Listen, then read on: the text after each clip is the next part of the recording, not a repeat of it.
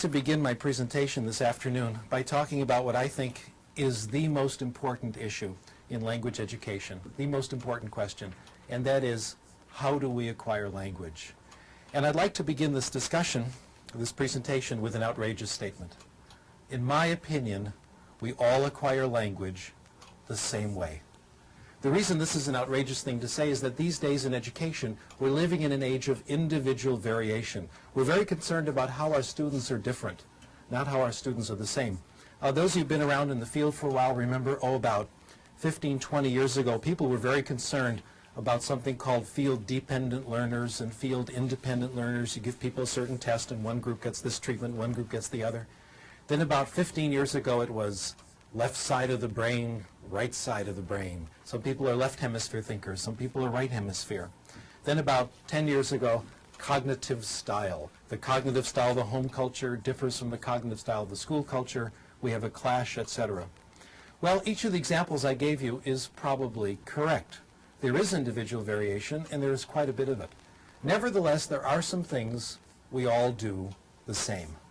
Let me give you some examples. Digestion. We all digest food the same, no significant individual variation. First you put it in your mouth, then you chew it up, then it goes down your throat, then into your stomach. That's how it's done everywhere. That's how it's done in North America, South America, Europe, Asia, Africa. That's how it's done everywhere in the world. The visual system's the same everywhere. It's always the occipital lobe in the back of the brain. It's never in the side of the brain. It's never in the front of the brain. It's never in the elbow. It's done exactly the same everywhere you go. By the way, I used to use sex as an example of things everyone does the same, but some counterexamples have been pointed out to me recently. Actually, I saw this movie, if you really want to know the truth. Anyway, we all acquire language the same, and rather than just talk about it, I'd like to show you. I'd like to take just a couple of minutes and give you some sample language lessons. I'll use a language that I'm sure you've heard before, and maybe some of you speak, and you can tell me which of these two very brief lessons you like better. Here's lesson number 1. Wir werden jetzt anfangen, Deutsch zu lernen. Und ich möchte im Voraus sagen, dass nach meiner Meinung Deutsch ist eine sehr schöne Sprache. Und ich hoffe, dass Sie alle sehr viel Erfolg mit Deutsch haben werden. What do you think? Good lesson so far? Do you think if I kept talking to you like that, you'd pick up German? Not very likely. How about if I repeated it? Would that help? Probably not. How about if I said it louder? Would that help? Probably not. How about if I said it and you repeated it back? Again, I don't think that would help. How about if I wrote it out for you and you could see it on your television screen? That wouldn't help either. How about if I wrote it out for you and you copied it down? How about if I wrote it out for you and deleted every 5th word and you tried to guess what the word is? The truth is that none of these things help. None of these things mean anything, and I hope you can see that now. Here's lesson number 2. And for this, you have to watch me carefully. Das ist meine Hand. Verstehen Sie das? Hand? Everyone say, ja, I can hear you, even though it's a TV audience. Good. Kopf. Das ist mein Kopf. Verstehen Sie Kopf? Ja? Gut. Kopf. And here I'll draw a picture now. Kopf. Ist gut, ja? Schön. Kopf. Das ist Mr. Spock, ja? Mr. Spock hat 2 Ohren. Ohren. Verstehen Sie Ohren? Er hat 2 Ohren. Okay, Mr. Spock. Ja? Ach, nein. Entschuldigung. Okay. Augen. Verstehen Sie Augen? Augen. Wie viele Augen? 1, 2, 3 Augen. 3 Augen. Ist das richtig? 3 Augen? Nein. Wir haben nur 2 Augen. Mund. Verstehen Sie Mund? Und hier ist eine Zigarette, ja? Nein. Zigaretten sind nicht gut. If you understood lesson number 2, not every word, but more or less, I did everything necessary to teach you German. And now I'm going to share with you the most important thing I have learned about language. Probably the best kept secret in the profession. We acquire language in one way and only one way, when we understand messages. We call this comprehensible input. We acquire language when we understand what people tell us, not how they say it, but what they say, or when we understand what we read. Comprehensible input, in my opinion, has been the last resort of the language teaching profession. We've tried everything else. We've tried grammar teaching, drills and exercises, computers, etc. But the only thing that seems to count is getting messages you understand, comprehensible input. Now, one of the reasons lesson number 2 was better than lesson number 1 is we had Mr. Spock to help us out. So anything that helps make input comprehensible, pictures, knowledge of the world, realia, etc., helps language acquisition. If comprehensible input is true, what we call the input hypothesis is true, other things follow from it. And a very important corollary of the input hypothesis is this, and this may come as a bit of a surprise to some of you. Certainly came as a surprise to me. Talking is not practicing. Talking is not practicing. What does this mean? It means if you want to improve your Spanish, it will not help you to speak Spanish out loud in the car as you drive to work in the morning. It will not help you to go to the bathroom, close the door, and speak Spanish to the mirror. I used to think those things help. Now I think they don't. On the other hand, if we were a German class and we could hang together for a couple of weeks, say an hour a day of German, and I could keep the input light and lively, as in the second example, you'd start to acquire German. It would come on its own. And eventually, you'd start to talk. Your speaking ability would emerge gradually.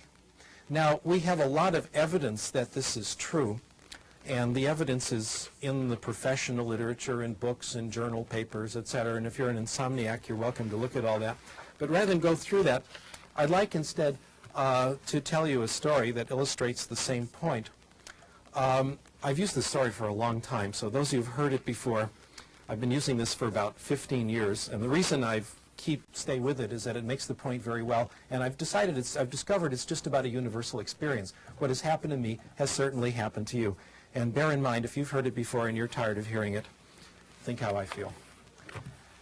My experience took place in 1974 when I was briefly living in exile from California, working at the City University of New York at Queens College as Director of English as a Second Language. And like everyone else in New York, we lived in a big apartment building. And the apartment next door to us was owned by a Japanese company. And every year, there'd be a new family in the apartment. And every year, there were the children who couldn't speak English. And there I was, Director of English as a Second Language. I will teach English to these children and brag about it to my friends. So I remember going up to the little girl next door. She was 4 years old. Her name was Itomi. And I didn't know about this material on language acquisition then. Nobody did. And I thought then the way you get people to acquire language is you get them to practice talking. So I tried to get her to talk. I'd say, Itomi, talk to me. Say good morning. Say hi. No response. Well, clearly I decided I've got to make this more concrete. Itomi, say ball. No response. Well, obviously I've got to break it down into its component parts. Let's work on initial consonants. Say buh. Look at my lips. Again, no response. There's a theory going around then that a lot of people still believe that children don't really want to acquire language. You have to kind of force it out of them. So I tried that. I won't give you the ball until you say ball. That didn't work either. No matter what I said, Itomi wouldn't speak. She didn't say anything the first week.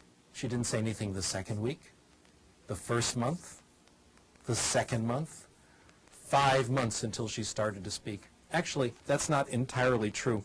Children during this stage do pick up certain expressions from the other children in the neighborhood. It's not real language. They understand approximately what they mean. Again, it's not real language. They have a rough idea what it means. They use it in roughly appropriate situations. Things like, leave me alone, get out of here.